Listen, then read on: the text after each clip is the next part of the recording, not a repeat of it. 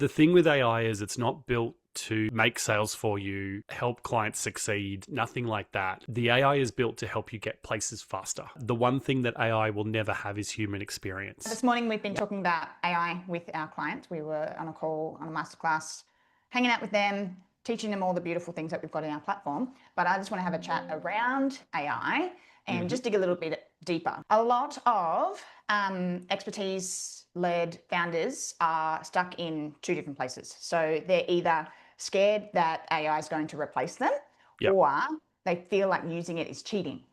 So Yes. what do you feel is going on there? I actually think it's different. I think they're scared of it replacing them or they're using it too much, would be the biggest things that I'm noticing. What I mean by that is I think there's the camp that are jumping on board with the entertainment industry and, you know, copywriters losing their jobs or, you know, I've even spoken to a lawyer recently who said that his clients aren't accessing him as much because of AI. For some industries, yes, that makes sense. The thing with AI is it's not built to make sales for you, help clients succeed, nothing like that. The AI is built to help you get places faster. Our clients succeed the most, exactly like the example of the call this morning. Our clients succeed the most when we support them with a masterclass and show them how to use AI. If all we did was give them the AI, they either wouldn't use it or they wouldn't have the rapport and connection with us, which would have them stay on board as clients. So if anything, you could say in that scenario that if all we did was use AI, we'd lose revenue. And it's the same with programs that I'm looking at the moment, where on the other side, I think people are leaning into using AI too much, where you lose the human connection, you lose the sense of community, and you can build a lot of this stuff yourself online anyway. You know, the days of IP are unfortunately dead, where, you know, people can essentially get your likeness, get Claude to research you online, take a look at your videos, your transcripts, and build a mini you. So I think when people start to lean into AI too much, they lose that human connection point. To the people that are really scared about AI, if you don't get on the bus, you're going to be left behind. It's got nothing to do with your brain and your knowledge and your IP. It's just all about how quickly you execute stuff. And if you're not utilizing AI on the back end to provide faster results, to generate reports quicker, to analyze data, you know, to do all that stuff that takes us a ton of time, then you're going to be left in the dust. What do you think is the line? So what do you feel like should never be done by AI? And what are some of the key things that you should leverage AI, because otherwise the productivity is just too high in manual work? Yeah. Look, for people trying to work out where they should and shouldn't use AI, put yourself in your leads client shoes. Yeah. Where are the specific touch points where you start to build rapport, and what are the things that AI are never going to be able to replicate? So, you know, to give you an example, I've just come back from running a workshop in Sydney for 4 days. And until AI takes legs, it's never going to be able to facilitate a workshop. But on top of that, it's always going to be AI. So it's never going to be able to build human connection like human to human can. The one thing that AI will never have is human experience. Yeah. And those pieces, the stories that you tell, the emotion that you have because of those stories, the moments that you get excited and passionate about a subject that you're talking to potential clients about, you know, they're the moments where people are going to want to work with you. If everything's delivered by AI, sure, it's going to help people get there faster, but you're losing that human connection. Yeah. Where I honestly think people need to focus on AI is what are the administrative tasks and the processes and the things that you're doing or your clients are doing that take up a ton of time. Yeah. One of the cool spots that we've actually seen AI really throttle our clients is getting them out of their own head. So it's been incredibly interesting to see startup business owners. So in our Launchpad program, our kind of prequel program to Accelerator and our main courses, as soon as we gave people AI that used my strategies and my frameworks to create a killer offer, people would use the AI and they'd start promoting their offer straight away. Whereas in the past, if we gave them a masterclass and some worksheets and they came up with it on their own with our support and instruction, they would still be questioning the validity of it because they created it themselves. So it's been incredibly interesting to see that with an AI taking your ideas, your concepts, and just producing it into something that's concrete, even though they could do it on their own, they're more likely to actually take it and use it quicker because AI's told them to do it. So That's I an think interesting for concept, anybody, isn't it?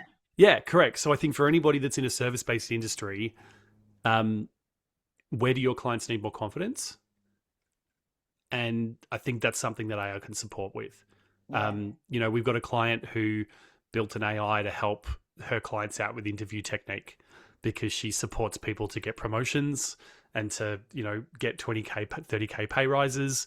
And she always found that there was that touch point that she was missing just as the person was walking into the interview or waiting for the interview and they got the nerves. So instead of her having to be on speed dial when they start to freak out before they step into an interview, there's a voice AI that they can call and go, hey, I'm shitting my pants. And the AI will coach them through that based on the techniques that Alison taught them. So that's the space to play.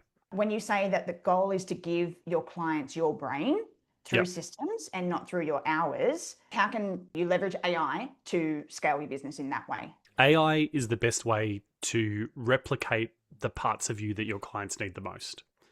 And for those people that do sell knowledge-based products, so for those that are using their knowledge and their experience to create a business, AI is the best way to play because no longer do you need to be in front of clients. It's just like a recording of a training. No longer do you need to be in front of clients to deliver the knowledge. But the best part about AI is that it can tailor that delivery to the client that you're talking to. What I think a lot of people are realizing as we go on this journey and we're creating GPTs and, playing around with all these different systems, where people are slipping up is they're giving their AI away on platforms that they can't gate. Yeah. And I think that's probably one of the biggest things. I've spoken to a lot of people that have given a ton of AI resources to clients, and because they're built on ChatGPT or because they're, folders on Google Drive with documents to train your AI, they're actually missing sales opportunities and losing customers because they've got everything they need to move forward.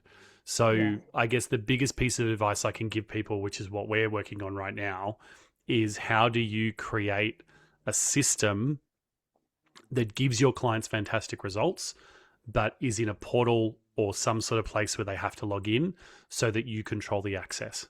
So for somebody getting started, what would you say is the best tool to start playing with? Because there's lots of different AI tools out there. Yeah. So what tools will be most productive, but also, like user friendly so that you can actually learn it well to start with or learn it enough for it to leverage it quickly? Look, there's probably two. The first and foremost is Claude. I was religiously committed to ChatGPT, To the and point of not wanting to break up with him. to the point of not wanting to the point of having a conversation with Claude about breaking up with ChatGPT.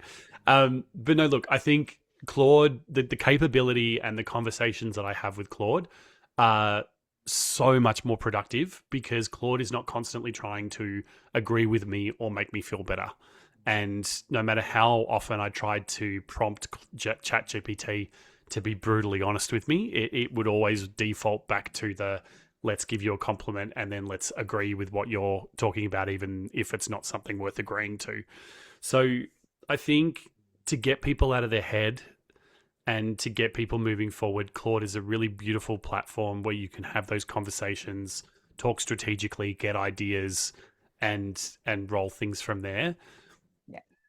In terms of another platform for a business owner, you need to find a all-in-one platform that's going to give you everything that you need so you only have to learn it once. And this is why I really love what we built with Creator Pro and with what we're working with our clients, because all you need to do is write a list of the admin tasks and the things that are taking up a lot of your time or the things that you wish you were doing more, like lead generation, and just slowly start to work through and understand the platform. The really great thing about using something like Creator Pro is you build the knowledge base once. It's, all of the agents can access the one platform. You could have an agent helping you out with marketing, an agent helping you out with customer inquiries, an agent helping you out with lead generation, an agent that can support you with analyzing your Google ads and Facebook ads, and it all works within one system. And I think that that's probably the biggest thing that I've noticed, is that too many people are buying too many products and not using any of them because they get overwhelmed. Yeah, great.